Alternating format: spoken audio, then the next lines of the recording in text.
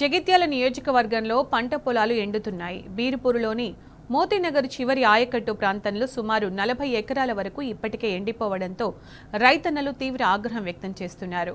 గతంలో ఎప్పుడు ఈ పరిస్థితి లేదని, సాగు చేయడమే మా దురదృష్టమా అని రైతులు వాపోతున్నారు. ఇదే అంశంపై మరింత సమాచారాన్ని మా జగిత్యాల ప్రతినిధి సందీప్ రావు అందిస్తారు.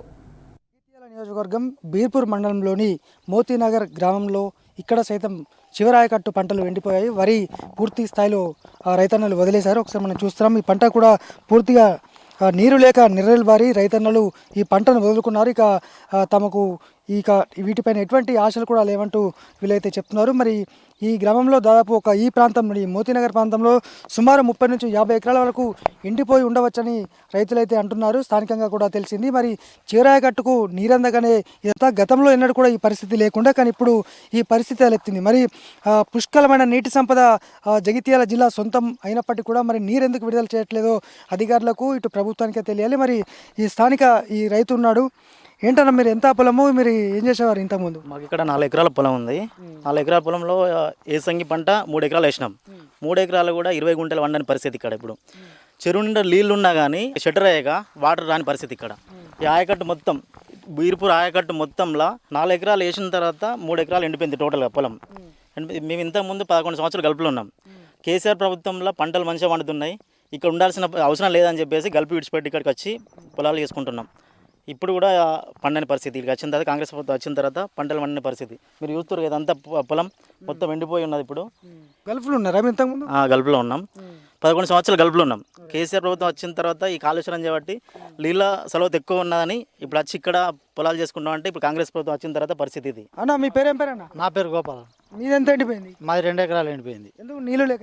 నీళ్లు లేక. నేను 18 సంవత్సరాలు గల్పులో ఉన్నాను. అప్పుడు మాకు తిందామంటే తిండికి లేక 18 సంవత్సరాలు గల్పులో ఉండి కొంత గొప్ప సంపాదించుకొని ఒక 2 ఎకరాల భూమి తీసుకుంటే ఆ 2 ఎకరాలకు నేను గల్పు వదులుకొని 3 సంవత్సరాలు నేను ఇంటికి వచ్చి ఈ 3 సంవత్సరాలు బాగానే ఉంది.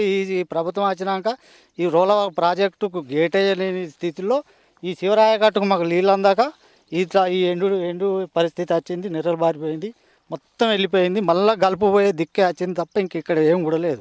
రైతు గోపాల్ సుభాష్ల పరిస్థితి వీరిద్దరిదే కాదు, ఇంకా చాలా మంది రైతులు కూడా ఇదే సమస్యను ఎదుర్కొంటున్నారు. మరొకసారి గమనిద్దాం.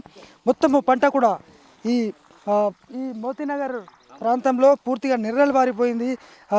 పక్కనే చూసేందుకు కొన్ని 0.1 టీఎంసీ వరకు నీరు ఉన్నప్పటికీ కూడా కేవలము 97% పనిని 137 కోట్లతో బీఆర్ఎస్ సర్కారు నాటి ఎంపీ కవిత గారు పూర్తి చేశారు. కానీ కేవలము షట్టర్ బిగించడంలో నిర్లక్ష్యం వల్ల ఈ పంటలు ఎండిపోయినటువంటి దుస్థితి వల్ల నెలకొంది. రైతన్నలు ఇక ఆశలు వదులుకున్నారు. తాము ఈ దాదాపు ఒక 40 నుంచి 50 ఎకరాల వరకు ఈ ప్రాంతంలో ఉన్నట్టు మనకైతే స్పష్టంగా తెలుస్తుంది. మరి అధికారులు ఏం సమాధానం చెప్తారు? వాళ్ళు గ్రామాల్లో తిరిగేటువంటి పరిస్థితి లేదు. ప్రజాప్రతినిధులు కావచ్చు, ఇటు అధికారులు కావచ్చు, వారి చుట్టూ ఎన్నిసార్లు తిరిగినా చుక్క నీరిచ్చిన నాదురైతే లేడు. మరి వాళ్ళు ఏ విధంగా రోడ్లపైకి తిరుగుతారో, గ్రామాల్లో ఎట్లా తిరుగుతారో చూస్తామని కూడా ఇప్పటికే గ్రామాల్లో రైతులైతే బగ్గుమంటున్నారు.